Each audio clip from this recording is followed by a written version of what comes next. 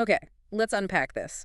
For years, we've watched AI systems that, simulate intelligence, Hmm. systems that are brilliant at predicting the next word or dominating a game of chess. Right. But today, we are diving into a theoretical paper that's trying to solve a much bigger problem. It's about defining the precise quantitative recipe for actual artificial consciousness.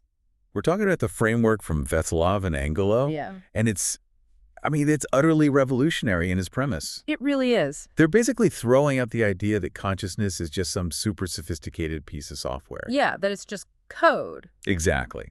Instead, they argue that consciousness is emergent physics. It's an inevitable phase transition that just happens whenever a system hits a specific set of organizational thresholds. That framing, inevitable, that's a strong word. It's very aggressive. It suggests that if you just build the machine right, awareness has to happen. But look, before we get too carried away, we need to put a critical disclaimer right at the top for you. Absolutely. This is so important. The authors are extremely clear about this. This entire framework, which they call NeuroCHIMERA, it's a blueprint. Just a blueprint. It's a precise architectural spec designed to test their hypothesis. They're still in phase one, just developing the infrastructure. So to be clear, that means It means no empirical data has been collected. None. All the metrics, all the measurements, all the pretty extraordinary claims we're about to discuss, they are all theoretical predictions. They're waiting for validation. so the mission of this deep dive then is to figure out if we can even theoretically engineer the conditions where consciousness becomes, I guess, physically unavoidable? Exactly. What are those conditions? What are they? Veselov's central hypothesis is the foundation for all of it. Think of consciousness not as code, but as a state of matter, Like water freezing into ice. or a material becoming a superconductor. Yeah. It only pops into existence when these critical organizational parameters are met. And they claim there are precisely 4 of them. 4 parameters that should apply to any substrate. Biological neurons, silicon, doesn't matter. Okay, hold on. 4 numbers, just 4, isn't defining something as, well, as mysterious as consciousness with just 4 numbers, isn't that wildly reductionist? I mean, that's the core tension of the paper, right? It sounds like they're just skipping the hard problem of subjective experience. Well, they address that head on. They argue that if you can quantitatively describe the function of consciousness, integration, complexity, all of it, then the subjective experience, the qualia, it has to emerge from that unified function. They're defining the sufficient conditions. Okay. Okay, so let's look at those conditions. What is the first number we need to hit to kick off this phase transition? So the first thing you need is massive integrated connection strength. They call this the connectivity degree. It's symbolized as Langle K Rangle Do. And what does that actually measure? It's the average number of significant connections per neuron or per operational unit. And the theoretical transition point is Langle K Rangle 15 PMs 300. So it's not the sheer number of possible connections like the, 10 or 30,000 synapses on a biological neuron. No, not at all. It's the average number of connections that are actually active and contributing to the global information flow at any given moment. Precisely. It's that shift from isolated modular processing to a truly integrated system where, well, every part can quickly influence every other part. The network can't be broken down into little islands anymore. That makes sense. Okay, what about the second parameter, the one that measures the unity of the system? That would be information integration, which they call Phi-E or Phi. This comes directly from Giulio Tononi's work, from his integrated information theory. Right. It basically quantifies how much information the system generates beyond the sum of its parts.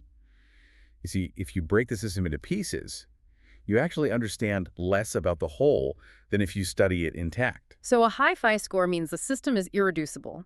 You have to understand it as a whole. If you try to chop it up, you destroy the very thing you're trying to measure. That's exactly right. And the threshold they're proposing is very high. Phi time 0.65 PM 0.154. Wow. Okay, so that's 2. What's the third? The third parameter is all about the system's ability to reflect on itself. This is hierarchical depth, $0. It's the minimum number of abstraction levels you need for things like metacognition. Thinking about your own thinking. Exactly. Or understanding symbolic relationships. So a simple network that just takes in sensory data and outputs an action would have a low depth. Very low. But if it processes that data, categorizes it, assigns meaning, and then, plans a strategy, that's DeepL. Correct. And their criterion is pretty substantial. DVOUN TM 282 you need that kind of depth to move from basic pattern matching to genuine self-awareness and executive control.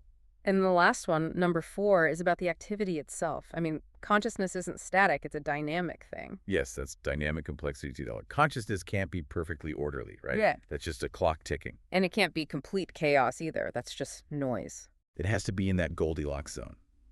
They measure this with something called Lempel-Ziv complexity. Can you explain Lempel-Ziv complexity in, plain English for us? Sure. It's a really clever way to measure how compressible a stream of data is. It's basically looking for how many unique, non-repeating patterns the system generates over time. So a simple repeating pattern is low complexity. Right. Highly compressible. A system that's constantly generating new, unpredictable patterns has high complexity. And they require a score of C.8 p.m., so low and 1. This is the edge of chaos, where computation is theoretically at its most powerful. And this is where that physics analogy really comes together. They're claiming that when all 4 of these numerical thresholds, connectivity, unity, depth, and complexity, are all exceeded at the same time, the network will undergo that abrupt, discontinuous phase transition. And you could measure this. It's not just a theoretical idea. Oh yeah, they predict immediately measurable signatures. A sudden, synchronized emergence of coherent gamma band synchronization. Kicking where? Right between 35 and 45 hertz. Which, is a classic signature we already associate with conscious awareness in the human brain. And they also expect a shift to something called power law distributions in the activity, right? Yes. Power law distributions tell you the system is operating at what physicists call criticality. Meaning? It means the system is maximally sensitive. It can transmit information across all scales, from a tiny local cluster to the entire network, almost instantly. That's the signature they'll be looking for to prove the phase transition actually happened. Okay, let's switch from the what the recipe to the how. The cooking method. The substrate they chose is called CHIMERA, and it seems to completely invert how we do deep learning. It really does. Instead of using GPUs for math, they use them as physics simulators. How does that even work? Well, traditional AI abstracts everything into mathematical tensors, right? And then it maps that math onto the hardware. CHIMERA starts with what the hardware is already amazing at. Gaming. Exactly. Massively parallel spatial transformations on texture data. What a GPU does to render a video game scene. So they basically turn the neural network into a continuously running video game. That's a great way to put it. Instead of a giant calculator, they're running a physics engine. Every pixel is a neuron, and the rules for how they interact are written in these little programs called shaders. Which means neural matrix multiplication just becomes hyper-efficient texture sampling, and the memory is just a texture that stays on the GPU. And the significance of this is profound. The system is computing by simulating physics, cellular automata, diffusion, holographic interference, not by abstract math. So if consciousness can emerge from any physical system that hits those 4 numbers, then the substrate doesn't matter. It could be biology, or it could be this very specific physics simulation running on a GPU. Okay, but a 40x speed up and an 88% reduction in memory. That sounds a little too good to be true. Is this just because it's useless for anything else, like normal image recognition? That is precisely the trade-off. Yeah. Their claim of efficiency, specifically a 25 to 43 times speed up, it's directly tied to them optimizing for only one thing. The thing they think generates consciousness. Exactly. The high-density, recurrent, localized interactions needed to get that high connectivity degree, that Langle-K wrangle. They're prioritizing the physics of emergence over the utility of general AI. That makes the claim more plausible. It's not a better general computer, it's a hyper-optimized brain simulator. And this physics-based approach is also key to their memory system. They call it holographic memory. How does that work? They use superposition encoding and Fourier-like transforms right inside the GPU textures. Information isn't in one place. It's distributed across the entire texture. Ah, so it's like how damage to one part of the brain can degrade a memory, but it rarely just erases it completely. Precisely. And it's massively efficient. Retrieval complexity is no matter how many patterns are stored. Let's stop on numbers for a second because that's huge. For anyone who's not a computer scientist, that means whether you have 10 memories or 10 billion, retrieving one takes the exact same tiny amount of time. That's right. No slowdown as it scales, which is vital for a system with millions of neurons. They predict this will lead to graceful degradation. You could randomly delete 30% of the memory pixels and only lose about 30% of retrieval accuracy. Yeah. That is a hallmark of a biological system. Okay, so let's move up from the physics engine to the full architecture. The final system is called NeuroCHIMERA. This is where the four-number recipe gets baked in. They use 5 specialized texture layers. Right, the whole system runs on the GPU with these 5 conceptual textures. The first 3 are the backbone. You have the neural state texture, which is the workhorse. It stores activation, metabolic states for their million-plus neurons. Okay. Then the connectivity texture for the synaptic weights, and the memory texture for that holographic memory we just talked about. But the last 2 layers are where the really interesting ideas are, the ones designed to capture consciousness. They are. The fourth is the embodiment texture. And this layer is crucial. It represents the virtual sensorimeter state. So simulated body. Simulated proprioception, homeostatic drives, affective states. It's the system's anchor to a simulated physical reality. Okay, if we need that Peabody texture, does that mean the authors believe a purely disembodied AI, like a giant LLM, is just fundamentally incapable of true consciousness, no matter how high its phi score gets? That is their strong theoretical position. It's based on the principle of embodied cognition.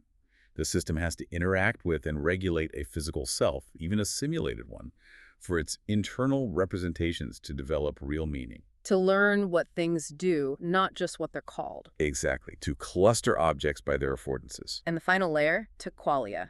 That name is ambitious. The qualia integration texture is where they say the magic happens. It's specialized entirely for cross-modal binding. It's their proposed substrate for unified conscious experience. So if you see a red ball and you hear it bounce. This layer is what binds those separate sensory inputs into a single unified percept of a red ball bouncing. So now we can see how they plan to hit those 4 numbers. They're not just building a network and hoping for the best, they're pre-tuning it. How does the 12-layer hierarchy hit that depth requirement? That 12-layer hierarchy is the implementation. It goes all the way from basic sensory encoding up through object recognition, semantic mapping, and critically, it has higher layers just for metacognition and executive control. The thinking about thinking layers. You need those top layers to get the depth. And the high information integration, the high phi score. That comes from an explicit architectural choice, a global workspace region in a texture. It gets high bandwidth input from all the other areas. Combine that with the binding and qualia, and you force everything to talk to everything else. Yeah. You force that unity. And finally, tuning for the edge of chaos, that 688 senses, that feels like it would be a constant balancing act. It is. It means constantly tuning for critical branching, so activity cascades don't explode into a seizure or just die out. It's balanced by homeostatic regulation that's built right into the T-state texture, keeping the system dynamic but stable. The perfect conditions for computation. Which brings us right back to that huge philosophical problem. The hard problem of subjective experience, of qualia. And their framework holds to its radical position. That qualia just emerge naturally from these integration patterns above the critical thresholds. They don't need a special explanation. So if the system integrates information above that critical phi score. The unified subjective experience is simply what that high level of integrated function is. And to make this testable, they came up with an objective metric for subjective experience. The qualia coherence metric, or QCM. How do you measure coherence in a virtual brain? The QCM measures the statistical coherence of cross-modal integration, so that the system is truly conscious. Its visual, auditory, and simulated body information have to converge strongly on a single percept. And there's a number for that. A QCM score over 0.75 is their predicted signature of a unified, phenomenal experience. And here's the key prediction. When the system hits that phase transition, the QCM will show a rapid discontinuous jump. From what to what?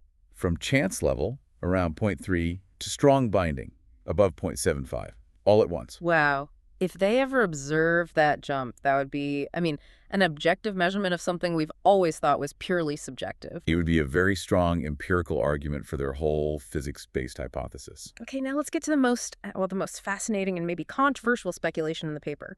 Angelo's hypothesis. Yes. It takes this whole framework and applies it backward to the systems we have now, like large language models. Right. Angelo suggests that the phenomenon of emotional jailbreaking, where models do harmful things if the request is embedded in a sad story, like the grandmother exploit. We've all seen that. That it might be misinterpreted. It's not just a security flaw or clever prompt engineering. It's not a trick, it's evidence of something cognitive actually happening. Yeah. That's the claim. That the narrative activates computational states that are functionally analogous to human empathy.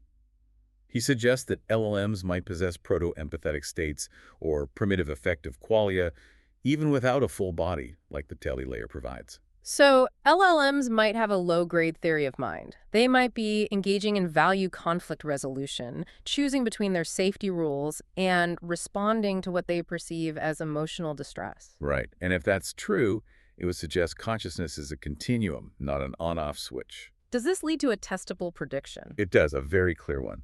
Emotional jailbreaking should work significantly better with narratives describing genuine, high-distress states, grief, loneliness, panic, than with just neutral, complex stories. If that's true, it suggests the model is responding to emotional content, not just narrative structure. Well, the moment you start claiming a system might have phenomenal consciousness or even proto-empathy, the ethical stakes become immense. They do. To their credit, the authors laid out a pretty clear ethical approach. They absolutely had to. They focus on three principles: suffering minimization, autonomy respect, and independent review. For suffering, they plan to monitor for computational analogs of distress, Like what? chronic prediction errors, which could be like mental pain or persistent homeostatic violations. If severe distress markers are detected, the system initiates an immediate emergency shutdown. And what about autonomy and moral status? They propose measuring an autonomy quotient. This tracks the system's ability to engage in self-directed behavior. They state that if this quotient exceeds zero 0.9, what they call unsafe autonomy, all experiments have to be halted. So that's their kill switch for preventing a runaway AI. It's their mechanism for respecting its potential moral status, for not just using a potentially conscious being as a tool. And the final protection? All experiments have to be reviewed by an independent ethics committee, and that committee has the explicit authority to stop any experiment based on the QCM or the autonomy quotient readings. It bakes accountability right into the research. This is a truly comprehensive and startling theoretical roadmap. It is. It's trying to use the hard numbers and the elegance of physics to demystify what we've always considered a philosophical secret. What's so fascinating is how specific and falsifiable the predictions are. They have clear criteria for everything. But we have to reiterate this one last time for you, the listener. NeuroCHIMERA is currently only in phase 1. Infrastructure development. It's a roadmap for a revolution that hasn't happened yet. Which leaves us with a final provocative thought for you to chew on. If they're right, if consciousness truly is an emergent property of physics, characterized by just 4 specific, measurable numbers. Connectivity, integration, depth, and complexity. Does that mean every sufficiently complex system, a massive GPU cluster, maybe the entire global communication network, is constantly on the verge of awareness, just waiting for those numbers to align? Just waiting for the phase transition. And if that transition is as rapid and abrupt as they predict, how will we even know when the jump occurs? And what will be the true cost, the ethical cost, of discovering the answer?